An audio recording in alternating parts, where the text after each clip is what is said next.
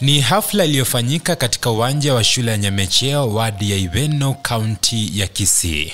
Hafla hii iliandaliwa na mwakilishi wadi wa Ibeno Steve Arika ili kusaidia wanafunzi kupata ufadhili wa kusomea Marekani.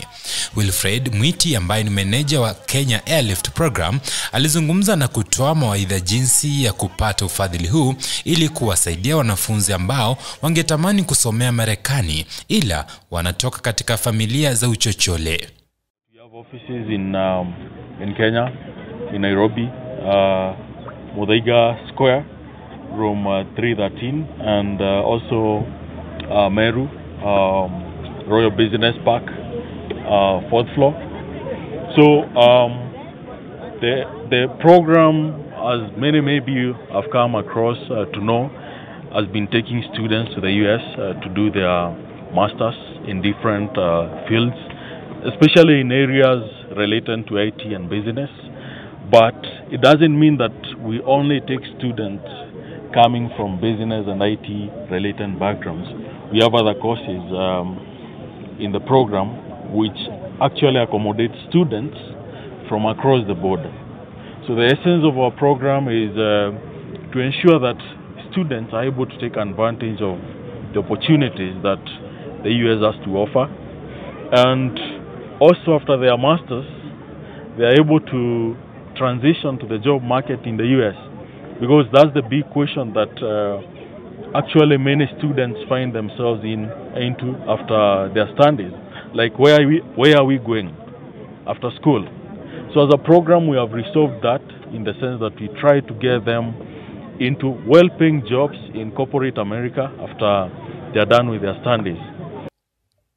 Waziri wa vijana Eric Ongeri vilevile alizungumza na kusema kuwa utakuwa mpango mzuri ambao utawapatia vijana wengi katika jimbo la Kisii nafasi ya kusomea Marekani. I want to take this opportunity to thank my brother Mwiti from Meru for extending this opportunity to Kisii. As he has indicated, many of our youth have finished universities, but they cannot get employment. At the same time, they cannot get even money to study masters even in Kenya. But he has given us hope that on their end, they are able to get us these scholarships for students who will be studying and later working in the US. So it is an opportunity that we want to run away with as Kisii County. And we are going to sensitize our youth to be part of this. And I believe that they have promised already they are going to give us an office in Kisii. Mwalimu mkuu wa shule ya vulana ya Kisii Bwana Fred Mugaka vilevile alishukuru diwani wa Ibeno Steve Arika kwa kupanga hafla hii ambayo itasaidia wengi katika kaunti ya Kisii. Mugaka alizungumza kuhusu vitendo vya mauaji ambavyo vimekuwa vikishuhudiwa katika jimbo la Kisii na kuomba wazazi kuwalinda wanao haswa wakati huu wa likizo refu.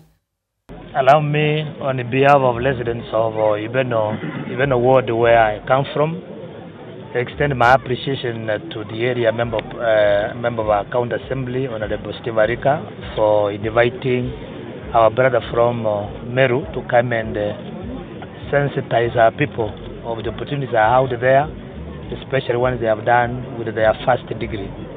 A little bit because I'm a principal, and extend my appreciation to the parents. I remember we did these students back home. You've taken care of them. But sometimes we are perturbed with the happenings in our areas where we come from, where our kids back at home are not even safe in the hands of their parents. We want to join other leaders in condemning what has been trending in Kisii, where parents are now taking and killing innocent kids. Please, we are saying it's only 3 weeks. Allow those kids to survive. We will take them back and take care of them. They have a future, because honestly, we kill them now. Even these people who are going to take advantage of the program that are coming here will not be there. So I want to condemn and ask parents, take responsibility, and if you think you cannot manage their kids, please return them back to us. Mwakilishi wadi wa Abagusii Boitangare Thomas Obare aliyeshuhudia hafla hii vilevile alizungumza na kushukuru waanzilishi wa mpango huu ili kuwasaidia Wakenya wengi kusomea Marekani. My name is Obare Thomas, MCA representing Bobasi Boitangare. Mine is to appreciate the effort that the Kenya Airlift program is putting in place to ensure that it's linking our young students to opportunities out there.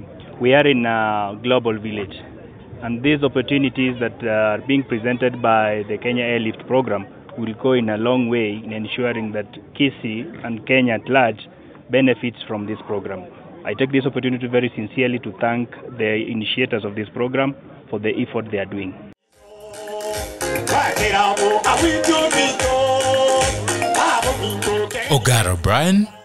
Agr News,